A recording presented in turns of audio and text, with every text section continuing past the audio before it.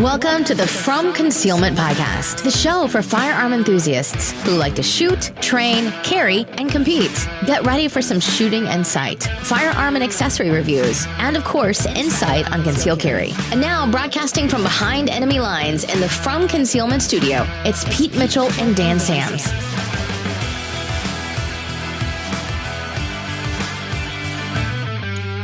Hey, Freedom Nation, this is Pete Mitchell. And I'm Dan Sams. And what you been up to, Dan? Anything new? Oh, man. I tell you what, I am down to the wire on my last, well, not my last two, but two classes for school. So lots of reading and paper writing. And then doing a lot of Mantis training, man. That's the story of my life right now. Nice.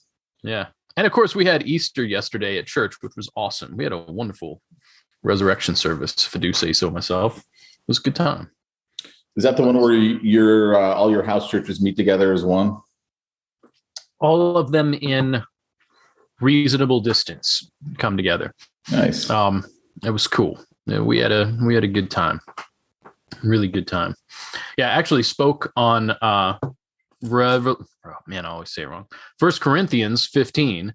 We're doing Romans or Revelation in one study. Anyway, I did 1 Corinthians 15 for Easter, though. And the 3-7 passage where Paul says, I passed on to you what I also received, that Christ died for our sins according to the scriptures, was buried, rose again according to the scriptures, and then he appeared to Cephas and all the others, 500 at a time. Even critical scholars acknowledge that that was a pretext creed that was being passed around before that was written. And so we trace that back to super early.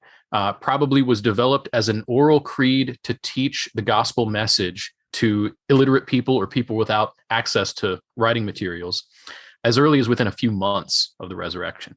And so this whole theory that like the belief in the resurrection of Jesus just kind of developed as a legend of time is completely blown out of the water. And even the secular critics. Oh, dude, yeah, no, it was written about by secular historians. Yeah, like that's in fact, most, from what I understand, legit historians, even ones that don't believe that Jesus was God, they all admit, yes, there was a Jesus. Yes, he was put on a cross. Yes, he was put in a tomb afterwards. Yes, people saw him afterwards. They don't necessarily agree that he died on the cross because in their worldview, you can't die and come back. But they all agree, yeah, these things happened. Yeah, we can say a plurality agree on it. Yeah. There's always the one out there that's crazy. The thing that's is, why I say the legit ones. You look at the legit ones, not the guy who's like trying to get his tenure, so he's going to come up with something crazy to believe at his university. Yeah. What's really interesting is that they've gotten because they have to explain. Okay, so a large number of eyewitnesses saw Jesus resurrected. So what do we do with that? So the things that they come up with, like trying to argue that he didn't actually die, which that argument breaks down because even if he just passed out on the cross and tried to fake his death, he would have died because you suffocate. Not to mention the whole spear in the side. Then you have the whole thing of like, Romans, well, maybe it was a their mass. whole business is killing people. Like, yeah, they Romans know how to kill people. Yeah. Well, that's why I built into that 1 Corinthians 15 creed is the whole he was buried. Like it's a confirmation of his death. Like he actually got put in a tomb for 3 days. So much, and like they even like the critics even try to say, well, it was a mass hallucination and they all hallucinated the exact same thing at the exact same time. And that just doesn't happen. You can have hallucinations, but nobody hallucinates the same thing at the same time with 500 people. So it's really interesting. Here are the things they have to acknowledge historically. And now they've got to find a way to explain their naturalistic theory. And they end up being the ones with these really kooky theories about mass hallucination. It's really interesting because there's incredible evidence for the resurrection. So we got into that Sunday and then talked about like proclaiming the gospel. And it was a good Sunday. I know that's slightly off topic from what we normally talk about, but I did talk about 1 Corinthians 15 and that when Jesus returns, he's going to destroy all rule and authority that sets itself up against him. And so the tyranny that we face, Jesus is going to come and destroy it. So praise the Lord. If you hate tyranny, try Jesus. He's the ultimate tyrant killer. I love it, man. It was a good Sunday. Yeah. Good. How about you, man? You getting ready to move to a freer country / state, dude? / republic? Who knows, right? Who knows? I mean, we had open house this weekend. From what I understand, we had some nibbles. Maybe we'll get an offer today. Who knows, man? You know, it's a crazy real estate market, but I'm not at the first time homebuyer market segment for my community. Mm-hmm. So it's different, right? Like they're choosy. Yeah. I mean, when you're going to spend $1.5 million or more, you're not, it's not like, oh, it's finally available, let's go get that. It's like, okay, well, this doesn't have X, or we don't like Y, or whatever it is. So who knows, right? Mm-hmm. Who knows? It'll be what it'll be. Yep. I've done everything I can do. It's out of my hands at this point. So hopefully somebody wants to buy my house. Great, I'll sell it. Nice. We're trusting in the Lord and his hand working through realtors. Exactly. What else can you do at this point? Well, dude, I tell you what, the housing market is hot up here right now. I had a friend of mine yesterday, nationwide, in church. He was like, yeah, man, we just made an offer on property, which, by the way, property with 6 acres. They were asking, and it was like nothing huge, like 3-bedroom, 2-bathroom house, like nothing amazing. They wanted $249 for it. My buddy, he's like, I'll offer $255. See if I can just cinch the deal. Got outbid. Yeah. He's like, I talked to a friend of mine who's consistently bidding 10 grand over everything and is getting outbid. Yeah. Just a crazy time.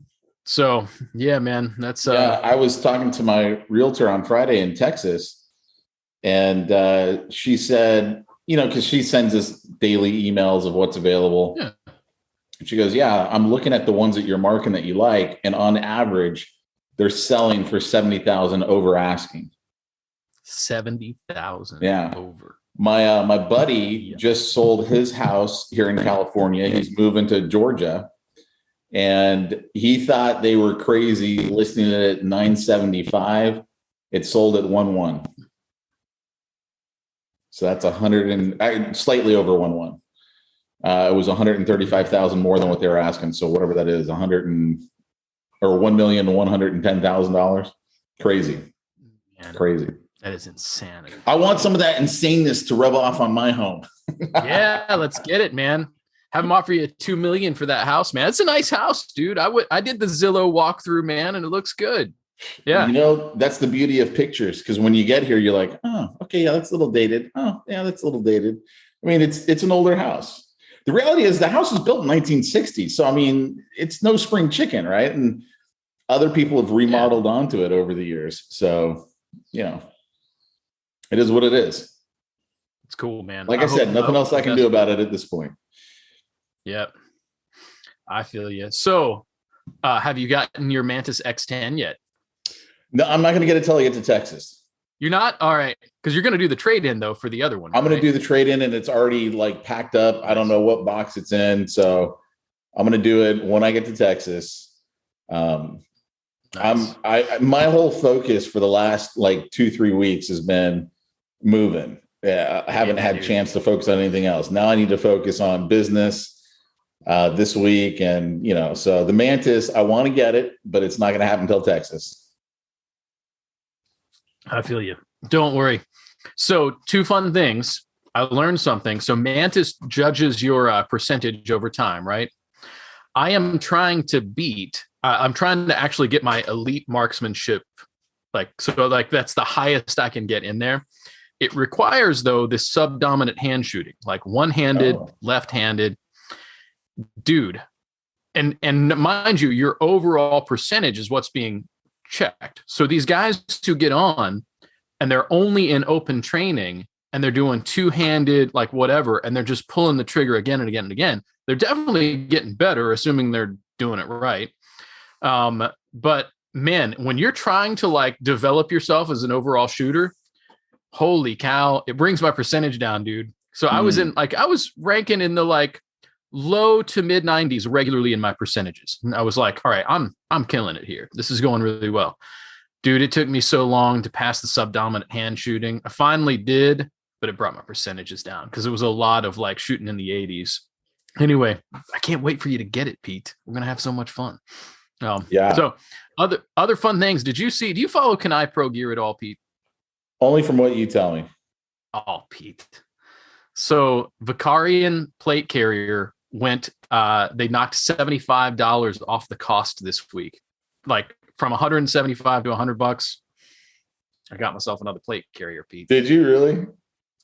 It's not just the plate carrier. That comes with like all of the pouches and mag carriers and everything. And I'm just like, I can't pass that up. I couldn't buy a Condor setup with all of those accessories for that price. I'm like $100 for all this. It's great. It's a great deal at 175. But I'm like, I already have a plate carrier. I'm fine. And of course, my wife had said like, well, but what's going to happen? What's my plate carrier going to be? I'm like, that's not exactly approval to buy another plate carrier, but it's close. So I'll take it. So once that deal came in, I'm like, I'm doing this. It's happening. Dude, that just so reminds me of that meme on Instagram, the video where the ATF agent yells at those guys, hey, is that a full auto? And they yell back, hey, are those level 4 plates? Never mind. It's so beautiful. See, now I'm going to have to get plates. This is how it levels up. Oh, I'm like, oh, I have another plate carrier now. Well, I guess I need more plates. And then it's like, ooh, but now I need another plate carrier for another member of the family. Oh, and also plates. It just keeps escalating, man. I keep getting more backpacks, and I like to have a knife in each of my packs and a first aid kit in each pack. So I'm like, oh, I need a pouch for that first aid kit. Oh, I need another backpack to throw in this vehicle. Oh, I need that. Oh, I need that. And it just keeps adding up. It's not crazy money, though. So, dude, and money doesn't mean anything right now. Before I started buying guns, I would buy knives. And it's so funny because as I'm packing up, I'm like, oh, geez, another knife. Well, I'm going to find a fun little toy in this box. Like I keep putting all these knives and all these different boxes that I'm packing. I'm like, oh, this is going to be fun. It'll be like Christmas when I finally unpack. It'll be awesome, man. Yeah. Well, and I tell you what, you can't have too many knives. Good knives that like, and I just throw extra knives in my different bags. And so I have different bags for different days. And it's just kind of handy that when I pick up one of my everyday carry bags, I know it's going to have knife, fire starter, pens, a few extras, normally some food. Like I have like mini get home bags for all of my bags. It's a good time. Anyway. I love it. So what are we going to talk about today, Pete? We need to probably talk about what happened in South Carolina. Yeah. So go ahead and set it up. All right. So this is a tricky thing because actually, Scripture talks about how when you first hear something, you're not supposed to react fast. And I will tell you, I was probably guilty, and unfortunately, I didn't go posting anything about it. But my mental reaction when I first heard this was like, "What?" And I calmed down a little bit, read a little bit more, and I'm like, okay, I get what's happening." And yet, I started comparing it to what happened in Kenosha, and I'm like, something's not right here. So if you guys are familiar, there was a mass shooting, quote unquote, in South Carolina, man, just a few days ago. And the news came out, I think yesterday, that the suspect was being released on $25,000 bond. Now, I don't know if you can remember off the top of your head, Pete, but do you remember what Kyle Rittenhouse's bond was? It was $2 million. $2 million. Now, let's just compare that. $25,000. Now, I haven't myself had to go to a bail bondsman, by God's grace, hope I never have to. But my guess is you can get $25K bond without too much trouble. That's in the realm of normal. 10% is what it's going to cost. Right. So that can be done. So like, you scrounge together. If you don't have $2,500 on you, you scrounge together some friends and family. It can happen. Or you've got a credit card that you put that much on it. It's not crazy. So this guy is out. The suspect is out. He's actually on home confinement, but can go to work. And if you remember, though, man, the Kyle Rittenhouse situation, they were going to try to make it impossible for him to get out of jail. $2 million wasn't for the MyPillow guy. And I forget who helped him out. That kid would have been in jail a long time. I think it was Ricky Schroeder. Oh, that's right. Yeah. Totally forgot about that. Ricky because there's a Schroeder picture of the three of them. Yeah, I'm helping. Isn't that wild? What a weird world we're in. I know, right? Just, I like, that was huge, but there's so much weird stuff happening that I forgot about that. Like, I remember that happening now, but like that was out of my mind. And probably the only reason why I was remembering My Pillow guy is because I sleep on a My pillow. Is it good? Night. Is it a good pillow? It is. I wish though that I went for the medium. I wish I'd gotten the thicker one because I like a thicker pillow. And I was even looking at the pillow cubes. I'm like, but everything about it, like it holds up well. It's really comfortable. Like I like the concept. I think I should have gotten the thicker pillow just because of my taste, but quality wise, the thing's awesome. I like it a lot. Yeah, but it's funny. I sleep on that pillow every night because I'm like, I sleep here knowing that this pillow supports, taking out commies.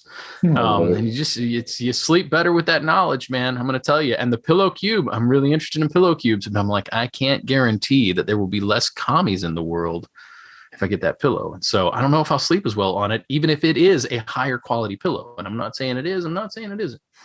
Anyway, all that said, forgot about Ricky Schroeder because, man, it's a weird world where so much weird stuff is happening that we're not even remembering this stuff. Yeah. Anyway, I'm just comparing these two situations. Now, when I first heard about the South Carolina shooter being let out for $25K, I was really upset. I'm like, what in the world? Read a little bit more, though. It looks like he was not the instigator in the shooting. He fired in self-defense. Now, all of us should be taking note, though, that this is a person who fired in self-defense and it appears hit some other people. 14 people were injured in the whole incident. So I don't know the details yet. Maybe hit him. Maybe they ran and got hurt while he was shooting to defend himself. Waiting on details. So I'm trying not to pass too much judgment, but it should make all of us think, yep, I better be trained. Because if I have to defend myself in a public place, I want to make sure I hit only what I'm aiming at. But as I'm just looking at all this and I'm comparing it to Kyle Rittenhouse only hit the aggressors. Like, think about that. The kid ended up being a great shot on the whole thing. Now, in this situation, this guy defends himself. Other people are injured. We don't know details yet, so I'm not putting too much on him. But I'm comparing these two. One guy, the white guy, who is pro-freedom, somewhat pro-cop, he gets a $2 million bail. And the other guy gets... And the media crucifies him. And there's hardly any media on this. There's some. I will acknowledge there's some. But I'm just paying attention to, there's something happening here, right? There's just something not right about how this is happening. And I just kind of wanted to look at the two scenarios and acknowledge this is unequal weights and measures, which, by the way, Scripture calls an abomination. This is just not right. And I'm not so much complaining about this guy getting out on 25K. I'm comparing it and saying, like, if you could let this guy out on 25, you could have let Rittenhouse out on 25. In fact, you didn't even have just cause to hold him in the first place. But anyway, I don't know if you have thoughts on it, Pete, but that's been on my mind. It's been troubling me a little bit, honestly, frustrating me. Yeah, no, I totally get it. And what I heard, and granted, I had so much going on this weekend with open houses and whatnot, that I'll be the first to admit I haven't been fully engaged in the story. But from what I understood, it was gang related. Yeah. And I'm like, okay, mass shootings in the gang culture and the gang world here in LA, they happen all the time. Like, why did this one all of a sudden make the news? Is it because Biden's pushing for, all this straight tyranny that he's doing, these executive orders, which, by the way, are as unconstitutional as they get? We set up our government in a certain way where he does not get to dictate how he wants things to be. Neither does the governor of California, neither did Trump. And then we just go, oh, well, we're going to let these executive orders keep going. And now all of a sudden, they're going to use every one of these things as like an excuse to disarm us. And we're seeing that with all the ghost gun stuff, which, by the way, everyone should run out and go buy a ghost gun. I'm going to be the first to tell you, go buy the parts for a ghost gun. And here's the interesting thing, because, all the media is like, oh, I can't believe how easy and quick it is to make a ghost gun. Yeah, it is pretty easy. I mean, it takes me probably about a half hour. it's been a while, so maybe it'll take me 45 minutes to an hour now. I don't know. Here in California, we can't make them without getting them serialized and going through a background check. So I refuse to convert any of my parts into a firearm until I get to a free state. But the reason that you do a ghost gun and you pay the premium, like it costs more for a ghost gun than it does a Glock. A Glock's going to run you $499. A ghost gun's going to run you probably $700, maybe $750. Depends on, where you're getting all the parts from, all that stuff. The reason why you do it is twofold. One, because they're fun and you get to learn how to put together a gun. And secondly, because it's not serialized. The government does not need to know what I own. They need to fear me, not the other way around, not me fearing them. They need to not know what I own. That's the reason you pay the premium. I don't want them to know what I've got. Period. I don't give a crap if someone else doesn't like that. They don't need to know what I have either. No one needs to know what I've got. Yep.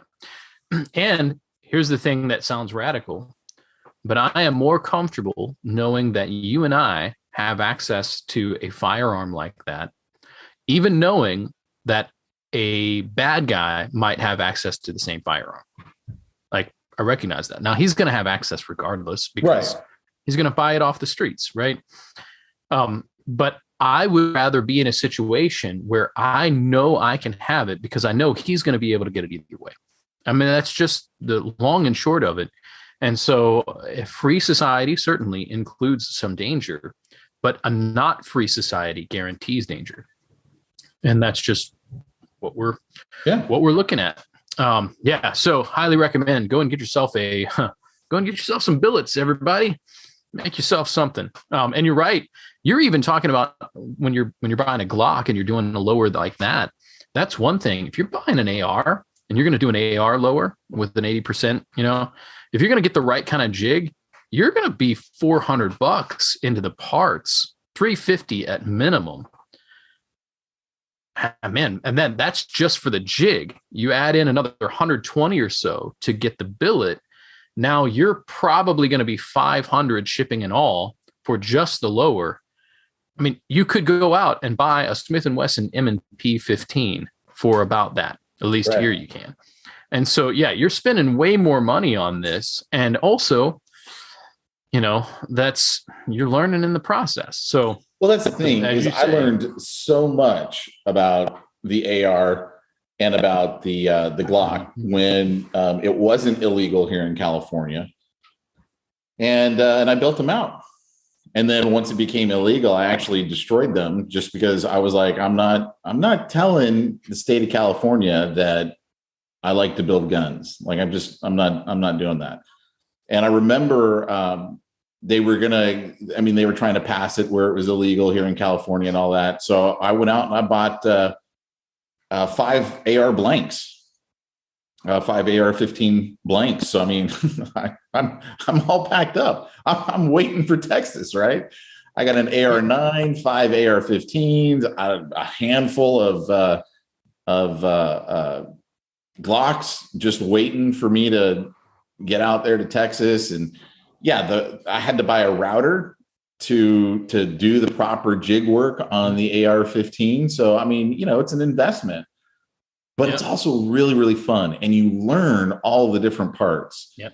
And let's face it, there's a lot of little springs and everything like that on your AR.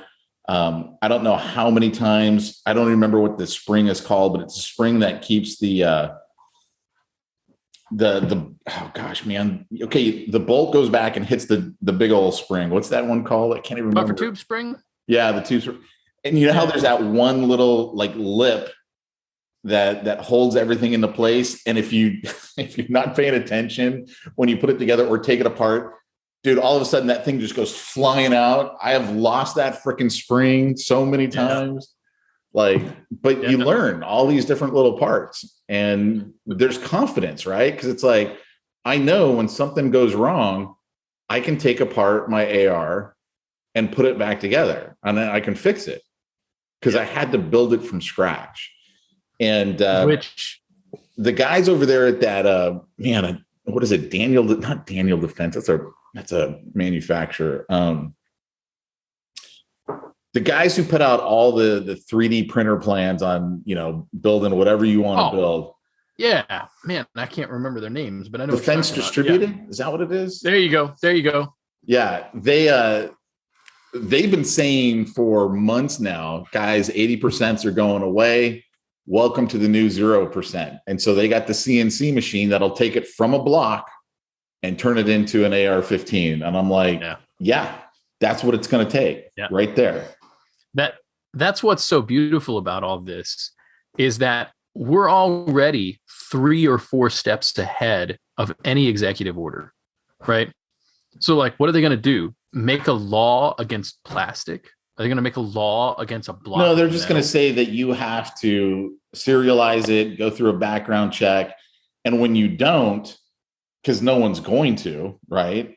Then when they arrest you for something else, they're always going to search your home. They're going to get a warrant to search your home. They're going to find it. And now they got the hammer over your head. I mean, that's what it is. So they want to be able to hammer you down. Here's what this does. And I'm not advocating for this, but I'm just acknowledging the reality. It's like when some of these third world countries declare war on gangs and they have like a shoot on sight. It creates this don't ever get taken alive mentality because it's like all bets are off. And so when you realize that when like a regular guy, or let's say a regular criminal, he's got his ghost guns that he's been making and he realizes he's going to get 15 years for not serializing these things or whatever. And he's got 5 of them and then he knows they're going to stack it up and it's all going to be used against him. His motivation to try to pursue a legal defense goes down one more step. And his motivation to use lethal force to get himself out of that situation goes up. And that applies in a different way to your average law-abiding citizen. But all of these things create more desperation.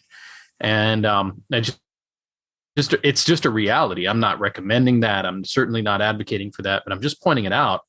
Your desperation level goes up when you're like, if they find all that in my house, I'm really screwed. So, might as well fight to the end. And that's the mentality that's being fostered.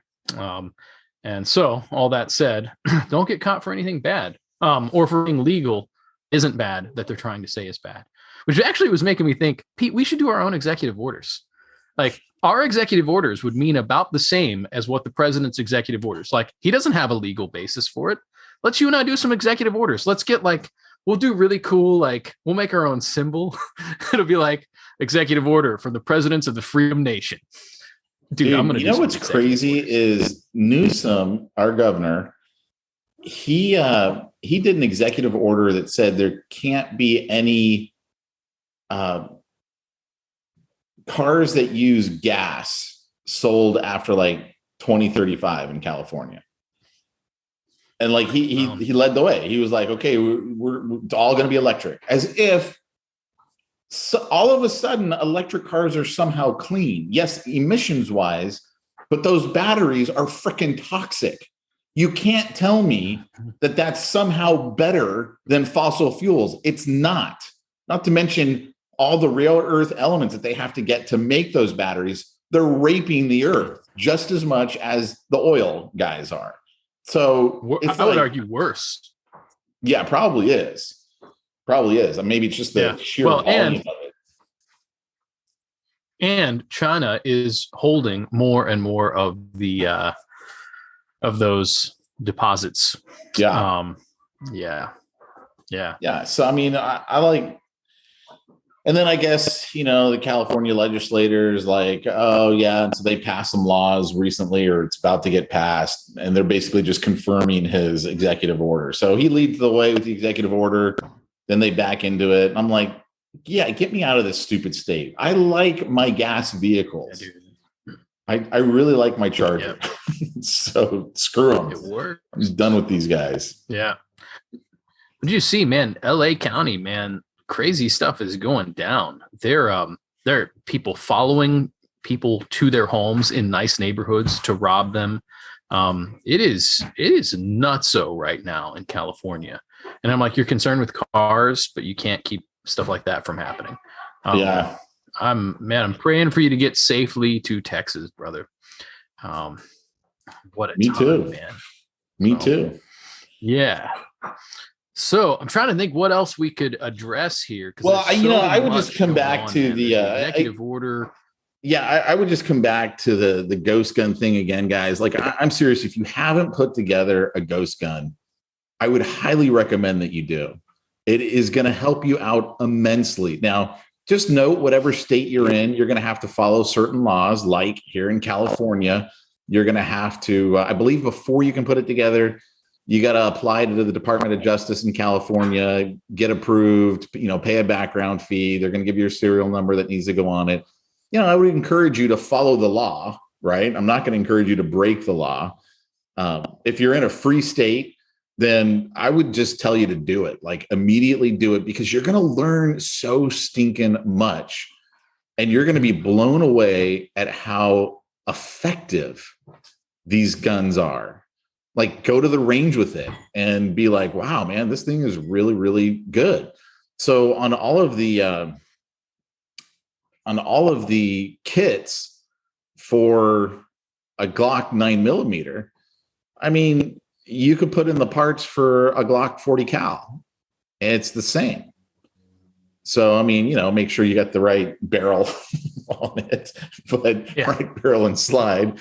And, but I mean, you could make yourself a nice little 40 cal. And I've got one that I'm eyeing, because I've got an upper back from when I had an 80%, or I got an upper for a 40 cal. And, I've got just a piece of plastic. That's what it's considered right now. Just a piece of polymer, because nothing's been done to it. And when I get to Texas, I'm like, you know what? I think I'm going to turn that back into my 40 cal, because I got a whole bunch of ammo that I found for a 40 cal. And, I'm going to have a 40 cal. So, but I would really recommend that people do that. Like, you gotta build out your gun. Get a build party, get a bunch of friends over. One person gets the jig, and, if you're doing an AR, it's going to be usually one jig that you use for all the different AR builds that you do. I would do them literally in my driveway for all my neighbors to see. when I was drilling them out. And I just kept wondering, I wonder if these guys can tell what this is, because I live in a very liberal neighborhood, right? And they probably were like, oh, I wonder what that guy is doing. Like, they probably couldn't figure it out. I have no idea. Yeah. They probably don't know what a router is. That's true. Yeah. Like, you're safe. Just call it hiding in plain sight, man. Yeah. So I had a fun experience because people do that at my house. Like, we don't normally have like a party, but somebody will come by. They'll either mill out with the tools, just because I've got a router. They'll do their milling, or they'll come through and like they're building their AR, and they just want somebody nearby that's done it before. And something happened maybe 3 weeks ago. Wasn't that long ago. And a buddy of mine comes by to put together his AR, and it hit me that, like, I can do this by memory now. Like, the whole thing. Normally, I'm just out of caution. I'm referring to, something, and it hit me that I'm like, don't even need it. Just put it together. And he's having whatever. And the funny thing is, it's vets that come to my house to do this. Like the guy who went through the Army, had to tear these things apart. Actually, they don't normally do that much anymore, but I'm like, this dude's a range officer in the Army. And he's still in the Army, and he comes to my house to learn how to do this. So this whole thing, this is the thing that it's always like, these highly trained, and like, you civilians don't, have the experience and training. And I'm like, bull crap. Right. Because it's the vets that come to my house to learn how to actually run their gun. To put it together, to shoot. Like, half the time I'm teaching them how to shoot properly. So just don't buy this crap. Now, I'm not even an expert, dude. I'm not that good. Like, I'm really not that good, but I'm better than most of those guys. Right. And I'm saying all this to say that, like, don't buy the lie that because you are not in the military, you cannot be proficient with a firearm. or that somehow your rights should be restricted because you don't have as much training as them, you're probably going to be better, probably, with not that much training. And like you and I always say, get the training. Like, take classes, man. I love training way more than going to the range where you just sit there like a dope in a tube, plinking. Like, it's just, I honestly can't even really stand that anymore. I'd rather go to a handgun challenge, a rifle challenge, a training, anything where it's like, let's actually move and shoot. Let's practice. Because when you do a competition, you're always from, well, not always, but a good 95, 98% of the time, it's from a holster, right? So, I mean, you got to practice the draw. You got to practice getting on target fast. Sometimes you got to practice on your transitions, going from pistol to rifle or rifle to pistol. I mean, these are all real life things that really you should be learning, and you can only do it by doing it. And it's really freaking fun. Like, it's a lot of fun. So do it. Yeah. Get involved. Well, so I'll tell everybody, if you can go and do those kinds of events and trainings, do those as soon as you can. If you can't afford that, get yourself that Manus X and do the same type of training without burning the ammo, and just call that your starting point, right? And then, but man, get training. And I will side note, I was talking to my dude, Bravo, who we haven't talked enough about Bravo on here. Bravo's a dear friend of mine. Bravo is about to launch something really exciting. And let's just say Mantis training is going to be built into it. And I'm really excited about it. So here in a very short amount of, because Ohio just passed constitutional carry, which from a freedom perspective, we're all excited about. Way to go. Government has no business, telling you have to get a permit to carry a gun to defend yourself. However, the NRA training, as simple as it was and as limited as it was a pretty good way to get some real basic firearms safety training and defense training in people's hands. Because I don't know if you ever went to one of those, but a lot of those guys, they're like, okay, here's all the legal stuff you need to know. Here's the basics of your gun. Now let's talk about actually how to defend yourself. So anyway, all that said, Bravo is doing some creative things to make sure that civilians, now that they don't have to have a permit, are going to be well trained anyway. And so excited to talk about that. And man, we're in a world where you integrate technology into the training, and I'm excited to see. So more on that later. You will see some announcements coming soon, but I'm pumped about what's happening. I love it. Well, why don't you go ahead and give Lake Erie their plug? Yeah, everybody, man, check out, obviously, learms.net. I know we talk about it every time, but more exciting things. And actually, if you go to the website right now, you will see a wonderful rendering of the new facility to be launched in 2023. It is official. We're breaking ground. We've got cool artistic renderings. It's going to be awesome. Right now, we have an external one, some internal. I've seen some internal kind of what it's going to look like. That's not released yet. How long is the range going to be? How long? Well, how many yards will you be able to shoot indoors? So we will have 4 100 yards indoor rifle ranges.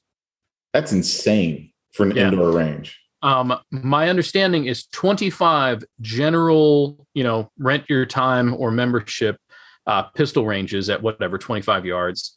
And then we'll have a VIP section, which I forget how many are in there, but it might be a whole other 25, but it'll be also pistol. And then it's a full indoor skeet shooting range, man. Indoor skeet? Indoor skeet. Indoor skeet. Dude, actually, I can't believe I haven't mentioned that on here. It's indoor skeet. So like, you don't have to go outside in the freezing rain in the middle of January or in the freezing snow in the middle of January and shoot skeet. You can go inside. It'll be like this 3-story indoor whatever. It's incredible. And bulletproof glass behind it. So like you can actually sit in the restaurant, and after you've done your shooting, you can have a beer, have yourself some brisket, and you can watch all these other clowns suck at shooting skeet. It's going to be great, or be awesome.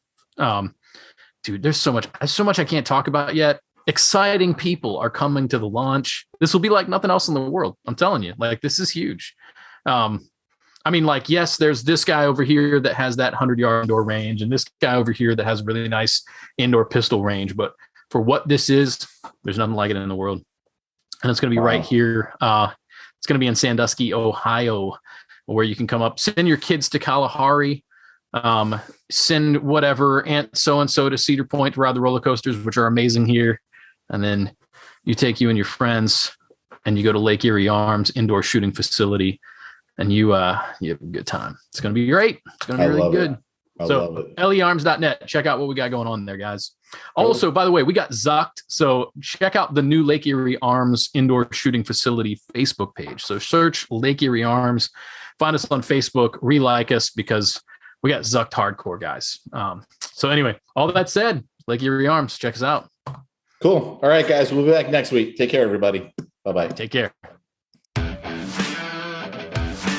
You've been listening to the From Concealment podcast with Pete Mitchell and Dan Sams. Be sure to tune in next week for more gun talk. Also, check out the From Concealment website for more shooting-related goodness at FromConcealment.com.